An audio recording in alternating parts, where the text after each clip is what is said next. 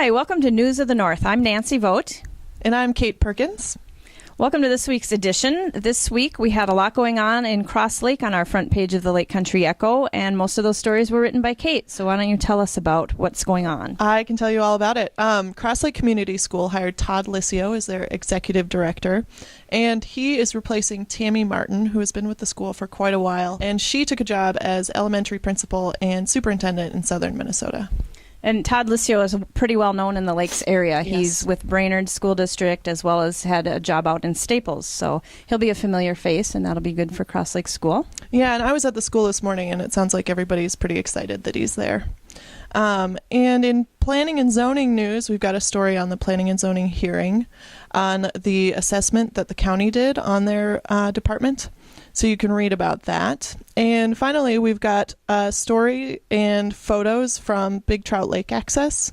They recently reconstructed the whole access to make it more environmentally friendly. Well, and up in Pine River Bacchus, a little farther north, we've got no shortage of news up there as well. As you can see from the front of our Pine River Journal this week, they're a pretty intense photo, but it was a controlled burn by the Bacchus Fire Department. Some Pine River firefighters and firefighters from other departments got involved for some training. And as a little snafu, they found a little family of raccoons in there. And we thought it was a pretty adorable photo of a firefighter rescuing a baby raccoon. It's really cute.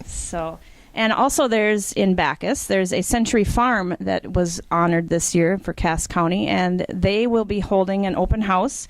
It's at the Bonnie and Gary Hockett Farm. They'll be holding an open house Saturday, June 29th, and they just want people to come on out and see their farm.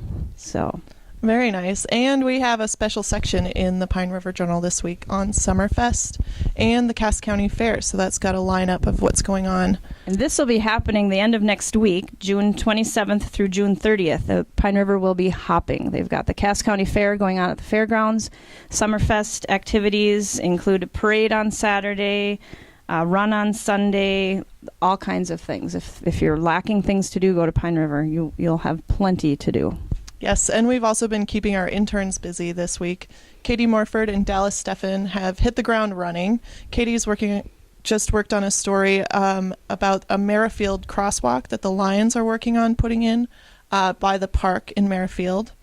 Dallas Steffen went and covered Jenkins Council, and he's got stories on that. Katie also did a story on the two sisters that own the Highway 371 Dairy Queens. Mm-hmm. They've been doing an awesome job. I wish we could keep them forever.